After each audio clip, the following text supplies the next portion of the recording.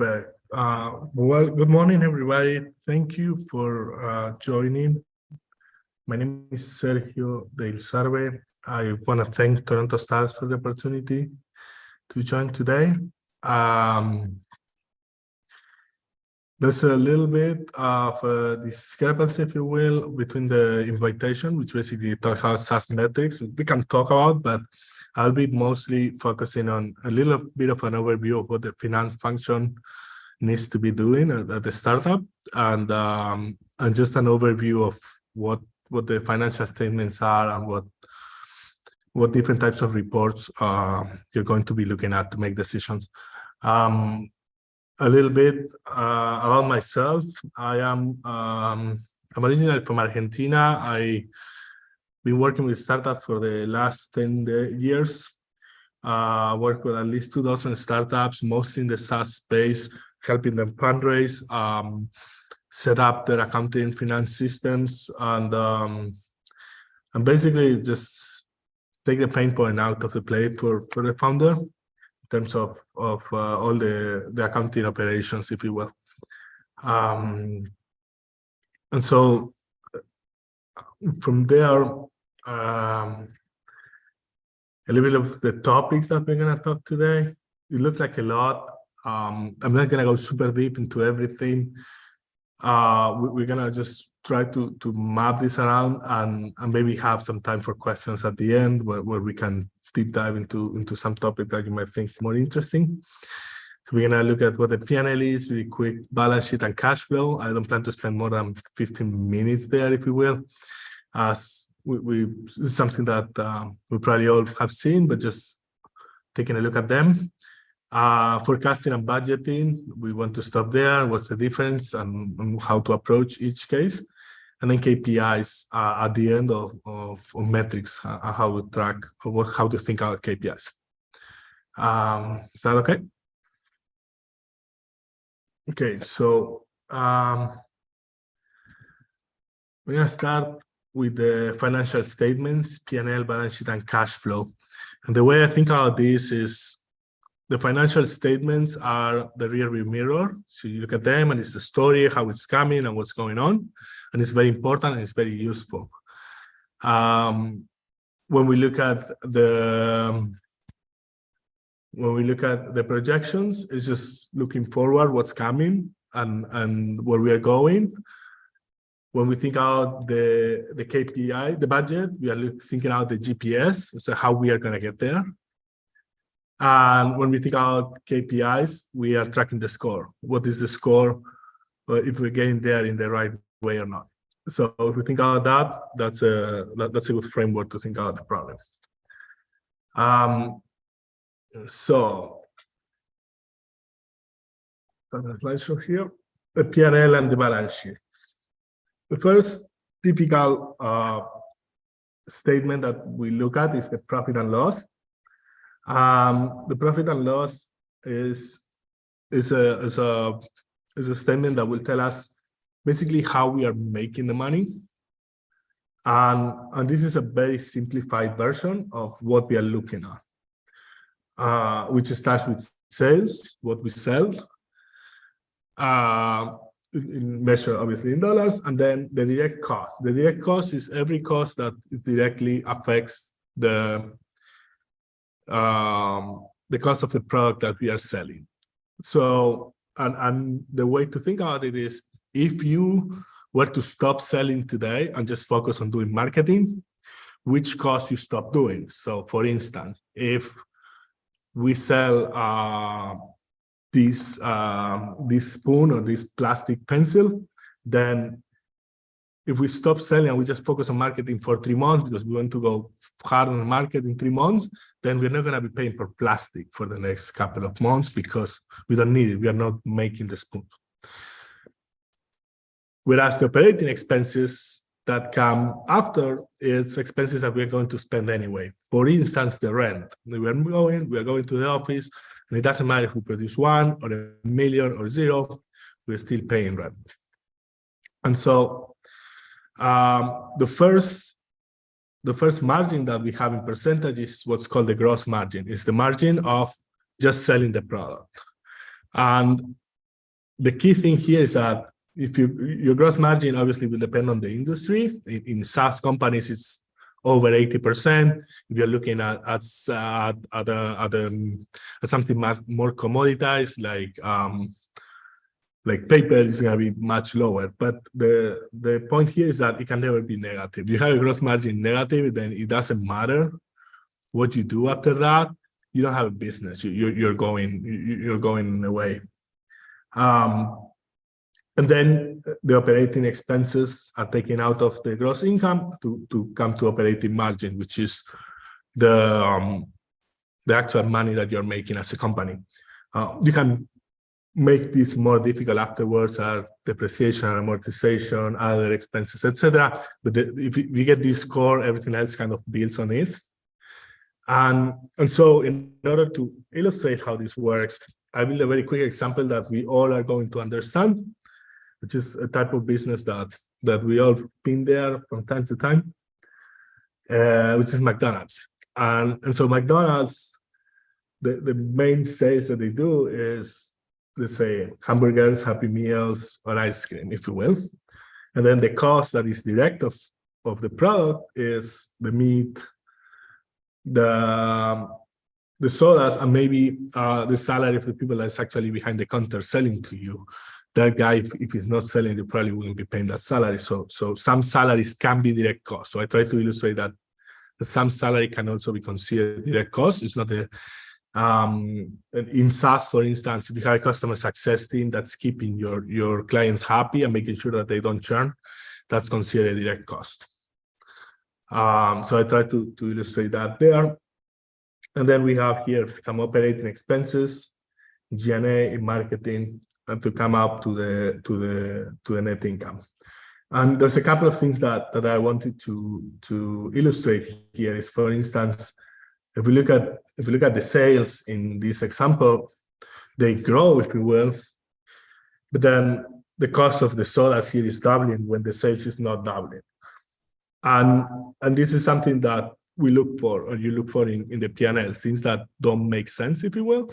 So if your sales is staying stable, but one of your costs doubles, then you either have an accounting mistake, you book something in the wrong place, or you want to take a look at that and see why that happened.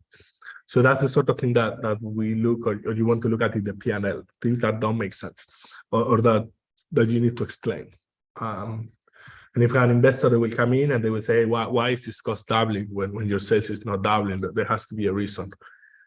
So that's what we're looking at.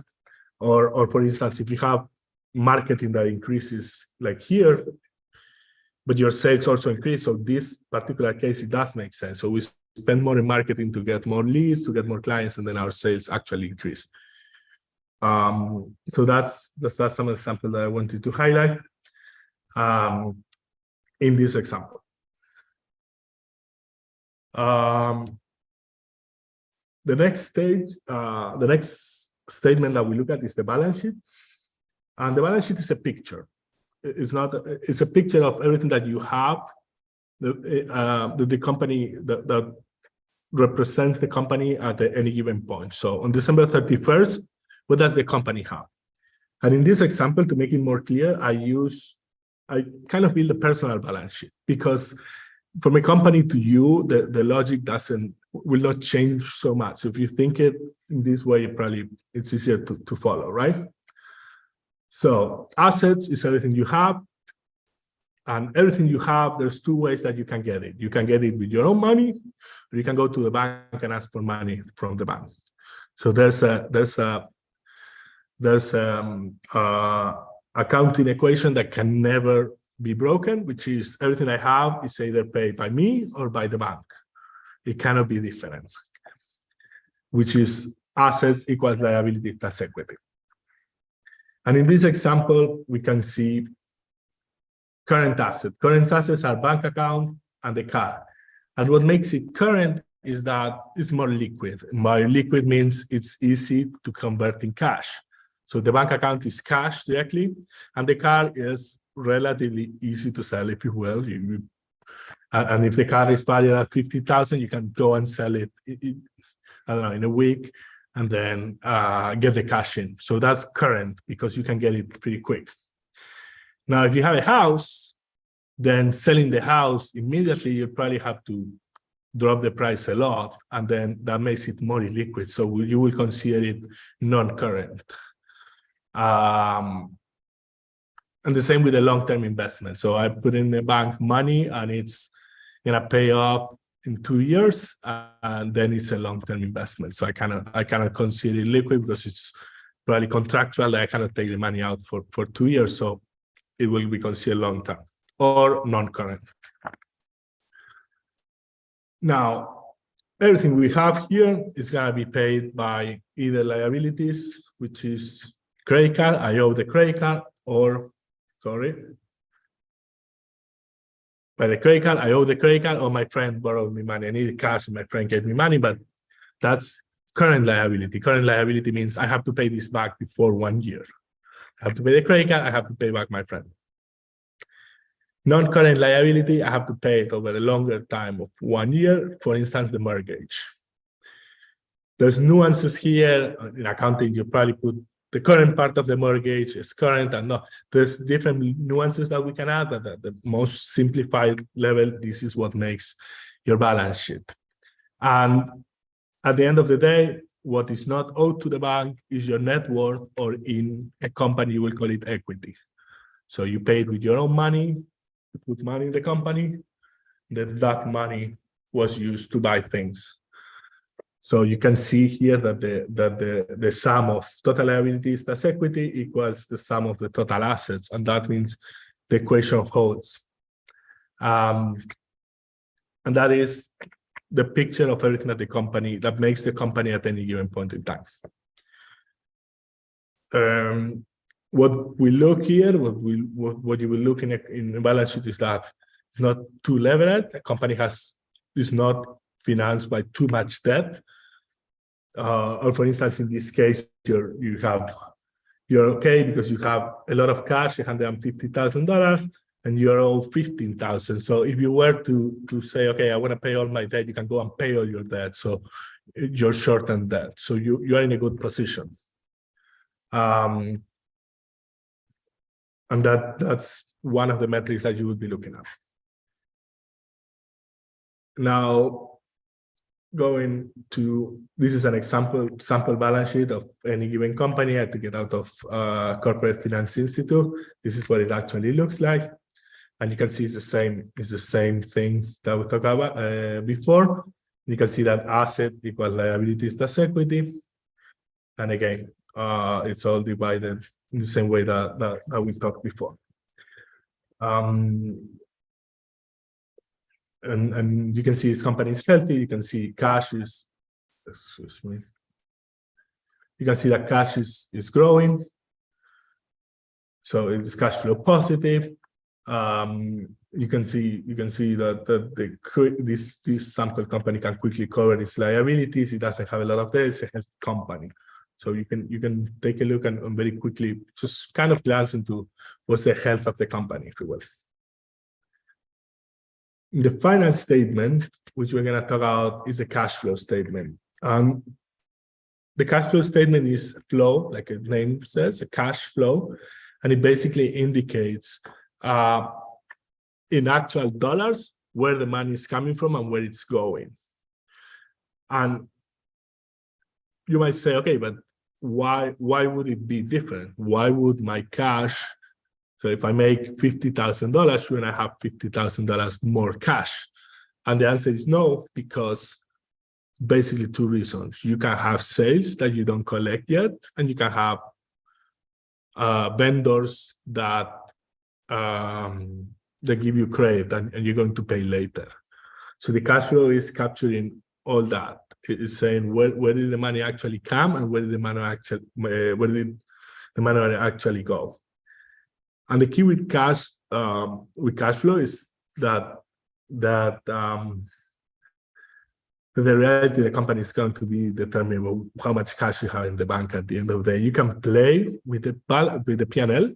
A good accountant can play with your P&L and make it look nice, but the cash can never lie. You're going to have an amount of cash in the bank, and and that is you kind of paint the cash flow. It's in the statement.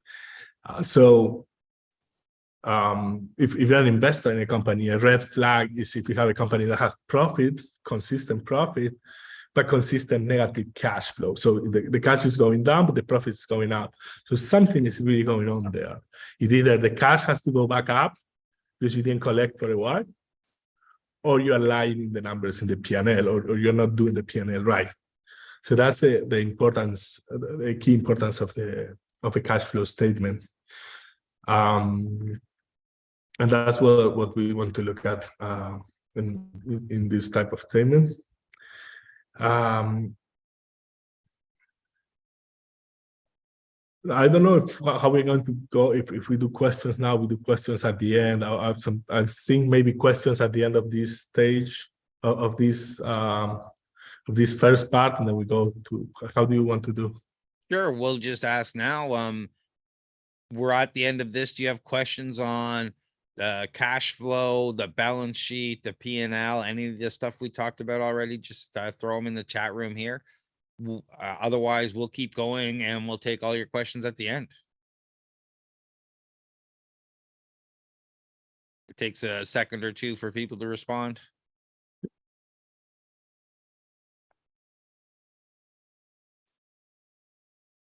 So far, no questions. So far, no questions. So far, so good. That's good. That probably it's a little bit basic, but I try to go really. That's why I try to go pretty quick.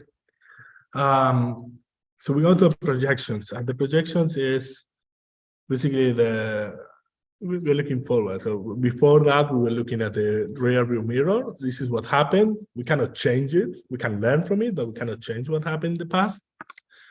And what we learned how the company operates, we can build it into a projection.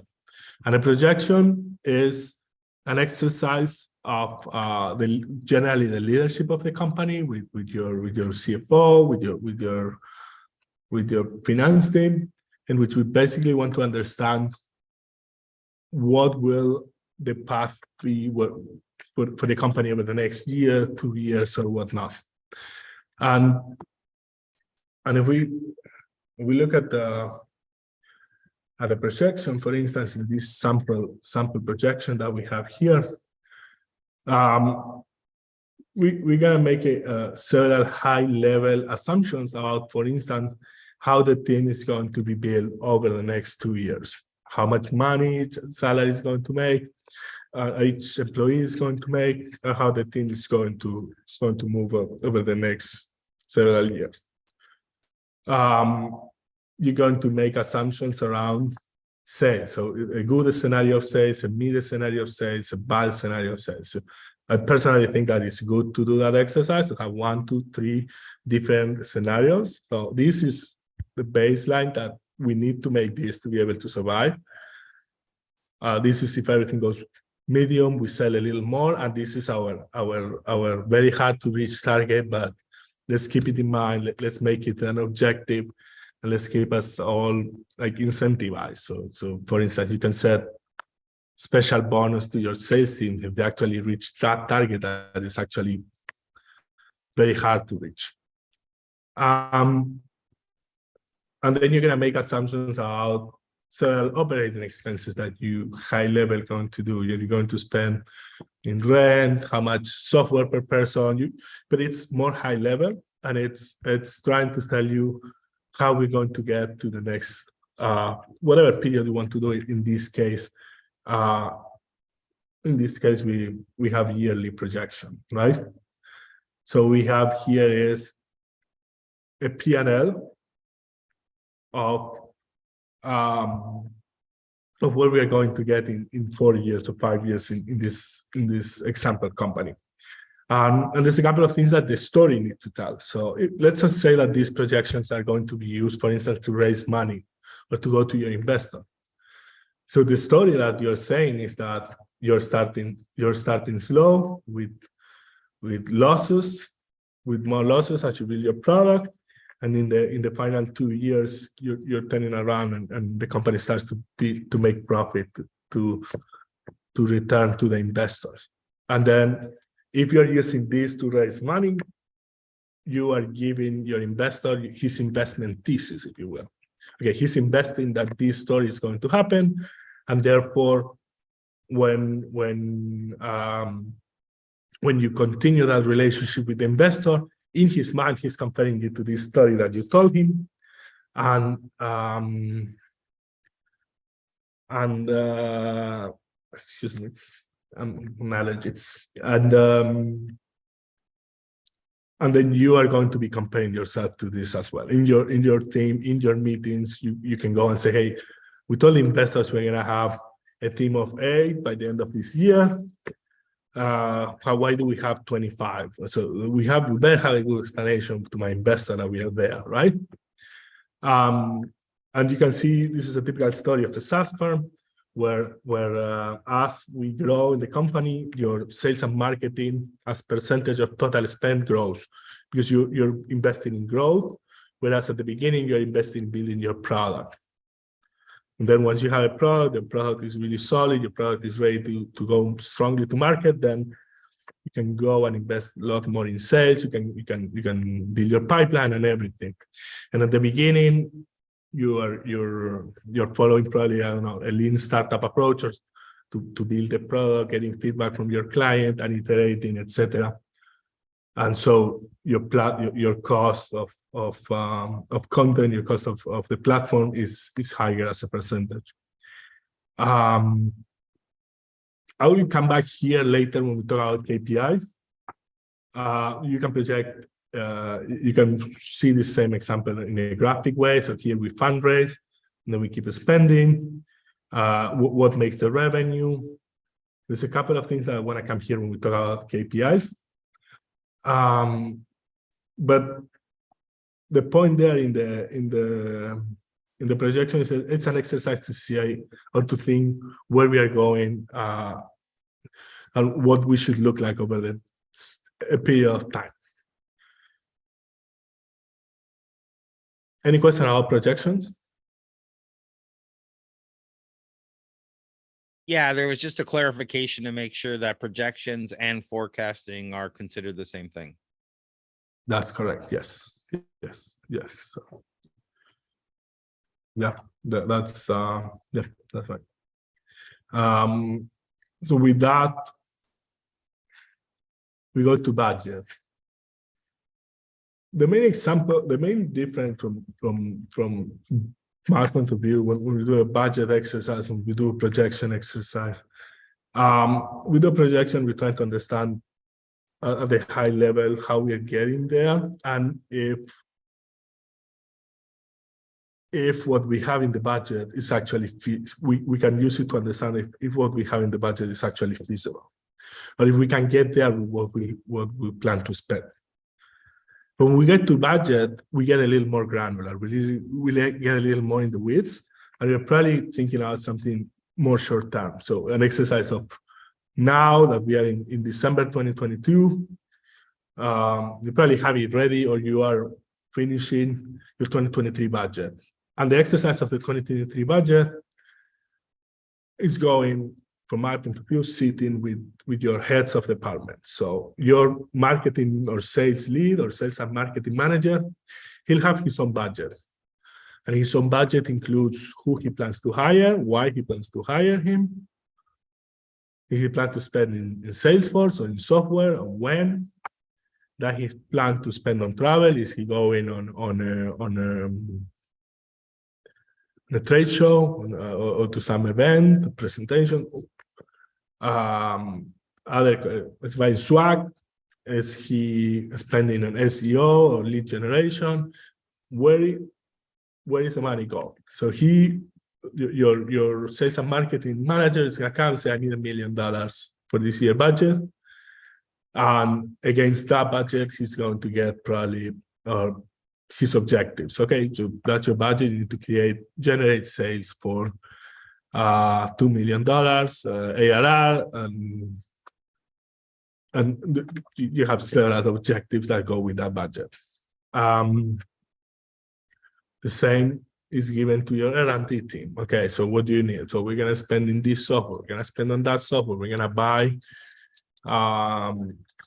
subscription or the rights to some technology that we need, or if you're developing something that's more like a game, if you will, you need to pay for the engine, the game engine. I can't recall the name now, but where is the money going, and at the more granular level to that team. And if you're looking at that R&D team, you're most likely thinking like 90% people, and there's not so much travel, but okay, how's that team built? So it's built between product, game development, engineering. So what's that team and what's it going to do? And again, what is this team going to accomplish over the year? It's going to bring the product from V1 to V5, something. There needs to be a clear objective. Your G&A costs. Okay, what is your G&A cost going to spend? Okay, we're going to have expense in legal. A legal team for corporate, for crossing for IP. You need to understand where the money is going to go over the year. I personally think you probably want to be conservative here. So IP is generally an expensive thing. It's going to happen. There's a range of 20 to 30. Just keep try to go conservative.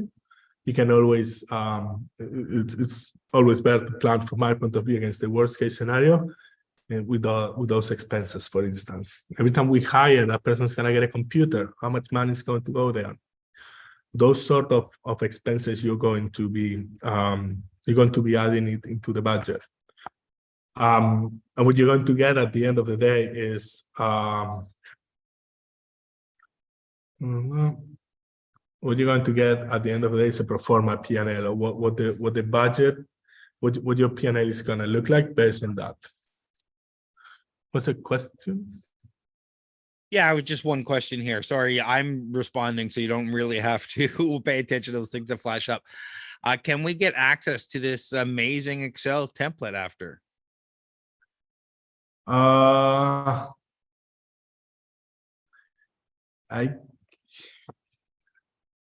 have to delete some things that I'm not using.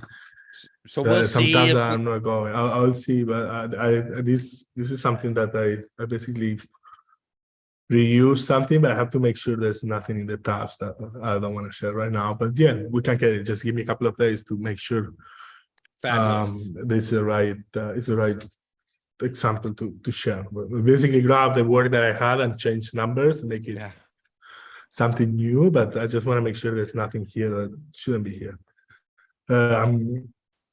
So this is a summary in monthly. This is what it will look like quarterly. You see, I made changes here and I broke something, but we're gonna delete this.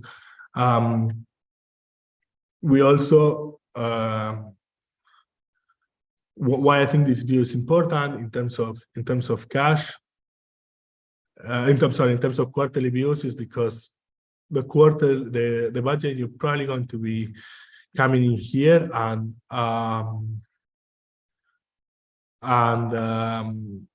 every end of quarter seeing, okay, how did I go against the budget, and let's adjust the next quarter with the team.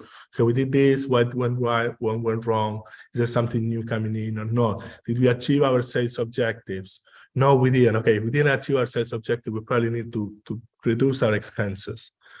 This is critical, I think, for the next year or two. I think the economy is not going to be as gentle as it was over the past 10 years for startup. Fundraising is going to get harder. So cash is going to be king. And this exercise quarterly is going to be something that I strongly recommend that everybody does. So you do the budget, that you do the quarterly meeting, the monthly, you track it, and something like this budget versus actual here. That will tell you how that goes.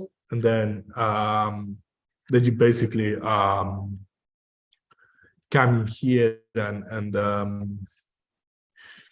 make sure that you're achieving your goals. And if you're not achieving your goals, adjust. And if you're overachieving your goals, you can also adjust. But this exercise needs to be something that you constantly do. And something that's very important that the budget is what we have in this slide. Someone needs to be accountable for each one of the budget departments that you determine. This example, we have marketing sales. It doesn't really matter. You have your own team, and you probably go somewhat in this direction, but the marketing manager, he will give you a budget, and he's also accountable for staying within the budget or not, and for tracking, and you meeting with him and figuring out that the budget is going well. Because without that exercise, and the budget just becomes another forecast, and there's no, it loses the value. The budget is not something that you do in January and then you do the next January and you didn't look at it. It's something that you do in January and you look at it regularly. There's different ways of doing budget. There's some people that, for instance, they do the budget for 2023 now. When they finish January, you check January versus your budget and you add January 2024. So you're constantly adding a month. So you constantly have a 12 months budget and you're kind of adding the next month. That's a way of doing budget. The other way like going every quarter, we go month to month, we track every quarter, we look and we kind of adjust the next quarter. You kind of, and I think for startups, that's a good approach because things change so fast that you're likely going to change the budget. But you understand why. You understand what went right, what went wrong, and kind of move the budget, and you can measure your management against, okay, how well they did follow the budget or not, and as one of the metrics of performance. Any question about budget? No questions so far. I will let you know if they come up. Awesome. Finally, KPIs, or keeping the score. KPIs is key performance indicators. As Argentina myself, I couldn't help by putting something out of the workup here. I'm very happy, and I wanted to share it with everybody. So, a key performance indicator is that it's keeping the score. It's the company figuring out if we're doing things, we're going on track with what we said that we're going to accomplish.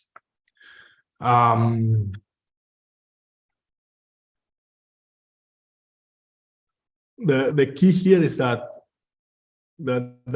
business mantra, which is that if you don't measure, you're not measuring, you cannot improve it, you cannot make adjustment if things are going right or wrong for the company. And so there's some book I can remember that gives the example of I think it was in a big manufacturing firm where someone came in and there were two plants. One was outperforming, one was underperforming, and the management came in and said, okay, how many whatever items we're building a day, and this plant is outperforming. Okay, how many did you do this day? 5. Okay, so comes in and writes a piece of chalk and writes a 5 in the floor, and he leaves. And then someone comes in the morning and say, what's this 5? And so this is how many cars we did yesterday. Okay, let's do 6. So just and then that plan, just by looking at that, they did 6, they did 7, they did 8. They replaced the 5 for the 6. Just the mere fact that someone was keeping count created a culture of accountability that made people improve. I don't know if that's a true story or not, but I think it's very illustrative of why KPIs are important. The KPI is a measure of success of whatever you're measuring as a company. And the entire company needs to agree on what the KPIs are. So the team, let's say KPIs as a company, which are the objectives of the company. There's going to be KPIs at the departmental level. What are the objectives of your team? And to give you some examples, if you have at the company level, then probably your number of leads generated, your number your number of revenue, your sales growth, your ARR. That's going to be a measure for the company, but for the sales team, it's lead generated. So how many leads we have that we are creating in order to go and sell. So it's kind of more specific. And if we go to your engineering team, you're probably tracking how many bugs they fixed or how many, that's something.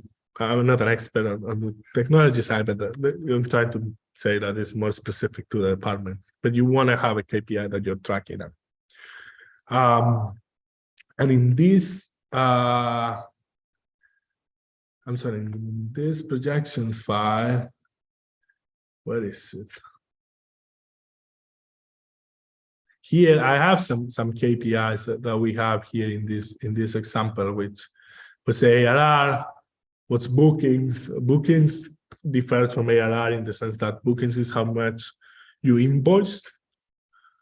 In a SaaS firm, if you're, for instance, selling invoices for 2 years worth of services, your bookings is much higher than your ARR. So you sell for 2 years at $200,000, $100,000 a year, your bookings is 200, your ARR is 100.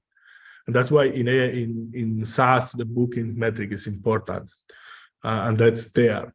That kind of illustrates that if you are not in a SaaS firm, you're in an e-commerce firm, you probably don't have bookings at all here. It's not a metric that you even care about or is even relevant, but you will have some other e-commerce metric, like how many clicks you generated to certain product, or what's the average revenue per car, and something that is specific to your industry. So that's to say that the KPI is not something that you're gonna find online and say, what are my KPIs? Because you're not going to find it. You need to work to figure it out. So another SaaS metric is what's the cost of acquiring a customer. So, and it's reason for that. There's retention ratio or churn, which is just the flip of the coin.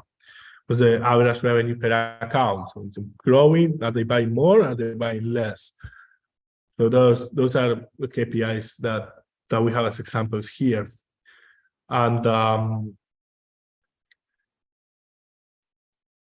you never want the KPIs to be too many, because then you're not tracking anything. You want to make sure you find which are the important ones. And there's two main types of KPIs. There's leading KPIs and there's lagging KPIs. The leading KPIs are harder to find, but they have a lot of importance in the sense that they can basically anticipate certain metrics. So the number of leads generated is a good leading KPI. If I have a lot of leads coming into my funnel this month, I will likely have good sales in 3 months if I'm able to compare those leads. That's leading. Revenue per se, sales is a lagging KPI. So month is sale over and you know how much you sold. So there's not a lot that you can do about it. Whereas if you're looking at the leading KPI and your number of leads is going down, then you probably want to see your marketing team and say, hey guys, it's a problem. Let's do something about it. Because revenue is going up, but if this trend continues, revenue is not going to go up in 3 months. And that's sort of the importance of the leading KPIs versus the lagging KPI. They're both important, but you want to track both, and you want to find what your leading KPI is as well.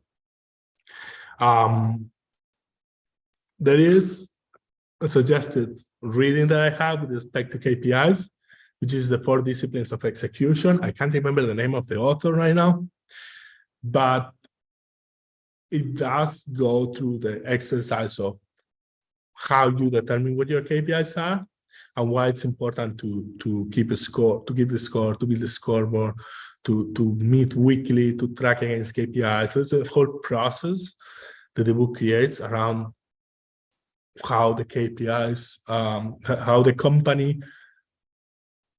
The book is more about accountability. It's more about how the company executes better. But the whole process at the end of the day is based on finding KPIs and making sure that everybody is looking at them regularly and accountable to each other in a productive way.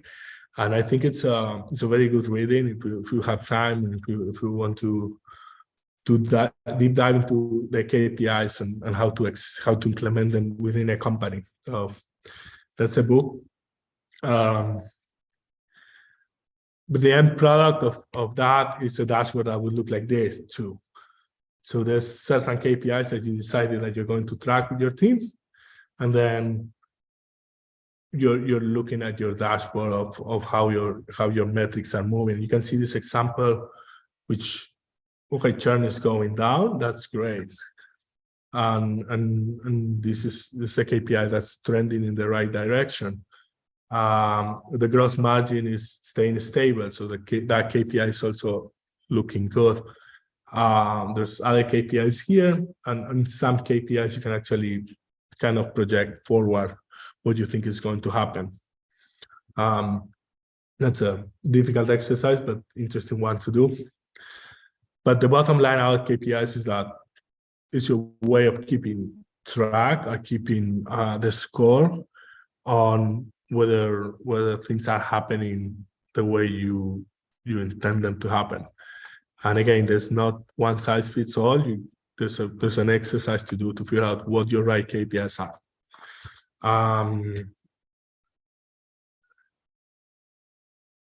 I don't know if I went too fast. I think based on my thought was that we will have 15 minutes at the end to kind of go through questions or something that we want to review and go again. I just think the best way to go here is that this is the book. Thank you for the link. This is the book. That you guys tell me where you want to go with the last 15 minutes is probably the best way to go. So we've got a couple of questions, and if you have questions, put them in the YouTube chat or the Zoom chat or the Q&A window here. A couple of things. You had mentioned reporting to investors, and we're going into, a new high inflation times where, there's shortages of everything. Things are costing more. Investors are a little bit, I'm going to say, I don't want to say a little more cautious than they were maybe a couple of years ago. So do we need to change the frequency of our reporting to the investors in this new financial climate to try and keep them more comfortable? That's a very good question. I would say yes. The short answer is yes. The cadence of reporting with investors is kind of, it depends a little bit of each investor. Sometimes it will give you we require that every 15th of the month you send us your update that has to include this or that. I always, if you didn't get that, I still suggest you that you do it on a monthly basis. If they tell you do it quarterly, I would do it on a monthly basis. And even outside the situation of more inflation or not, I think it's good practice to do, because number one, it keeps you accountable. Number two, I don't remember what I read, but very true is that the minute that you finish fundraising for this round, whatever your round is, you're already fundraising for the next. And by that, I mean that you're building the relationship with investors that you have. Let's fast forward 18 months from your round today, and you need to fundraise again. If you go to an investor and you tell them, hey, my old investor, he's on board. He already gave me his goal. He's going to give us money again. Can you give me money? It's easier conversation that, can you give me money? Oh, by the way, my current investors, they are not giving me money. So what did they see that is keeping them out of that round? And some investors will not give you money because they invest on earlier stage and then you go to the next stage. But that investor can give you the introduction to the right person because he's invested. He wants you to succeed. So if you do a good job with these investors, he's going to be the introduction to the investor that invests in the Series A. If he doesn't invest in Series A, he's a Series C investor. And so it's always good to keep that relationship going. Be proactive in communicating with the investor. Sending that monthly update. This is what happened. This is what not.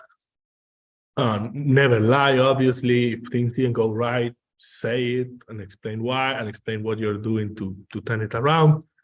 And I just be mindful of that relationship. It's very bad idea to get the money from an investor and then go AWOL and never communicate, because he has another 25 companies and you want to be the one that's top of mind for the investor so he comes back with more investment in the next round. So regardless of the current situation, I would say it's a very, very good practice to keep that monthly email, to keep the investors in the loop, and to update them. So you mentioned how hard it is to figure out the right KPIs for your SaaS business. There's a process to go through that. But is there a way to tell whether you're tracking a vanity metric or an actual metric for your business? Can you rephrase it? Can you repeat the question? A lot of times, for example, maybe your clicks are going up, but your sales are going down. Your percentage of turnover. So you're not actually, even though you have more website visitors, you're actually, sales are going down. Is there a way to, a lot of people focus on, say, a one number. Hey, we got more followers on Twitter, or things that maybe investors aren't looking for, but people seem to want to flag a lot. Well, I mean, I would.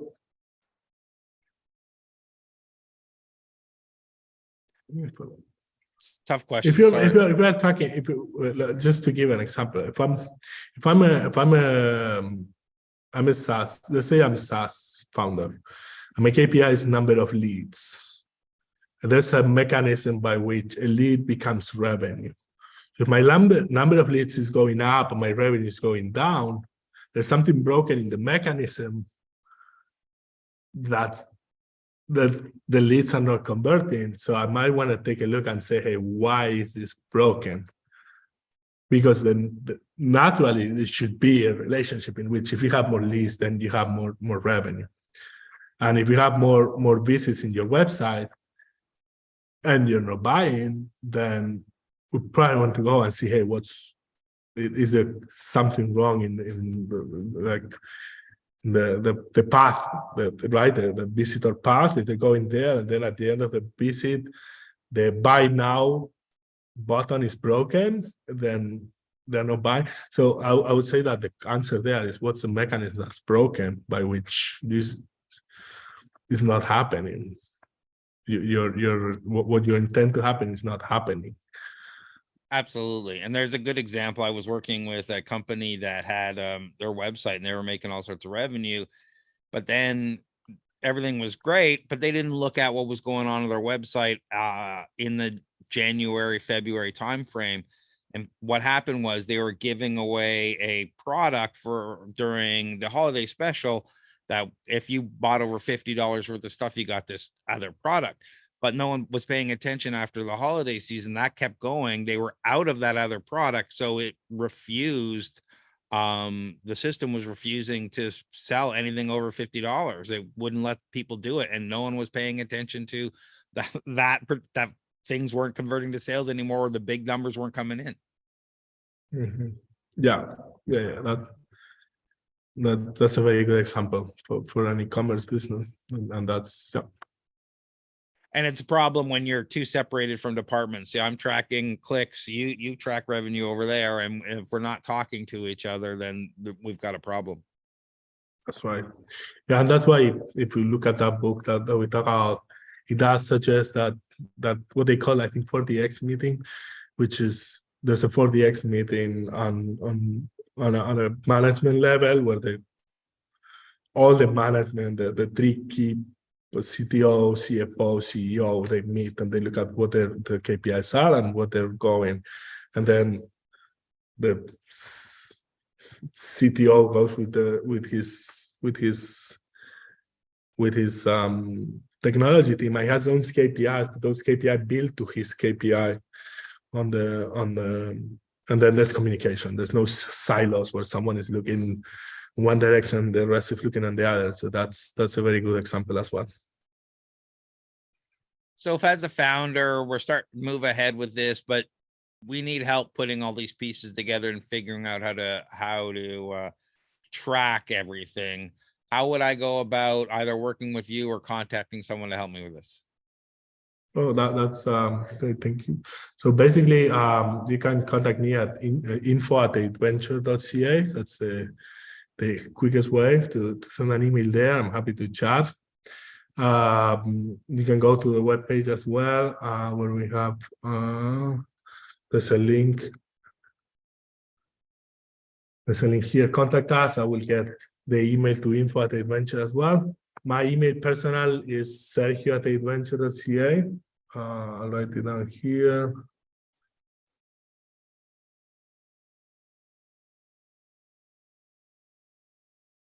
That's my email, where you can quickly contact me if there's anything that I can help, and that would be the way to communicate. We can meet personally. I'm in North York. My office is in North York. So happy to chat with anyone. Really appreciate you taking the time today and sharing your expertise on everything from your P&L to the cash flow to all the KPIs and metrics we should be looking at or thinking about and reporting to investors. Really appreciate you sharing your expertise today, Sergio. Absolutely. Thank you for giving me the opportunity, and look forward to chatting with you. Thank you very much. Thank you, everyone. I'll be sending out the presentation and hopefully the spreadsheet in a couple of days. If I get it from Sergio, he has to clean it up. And clean up a little bit. Thank you. Yeah, thank you, everyone, for the questions, and hopefully to see you again soon.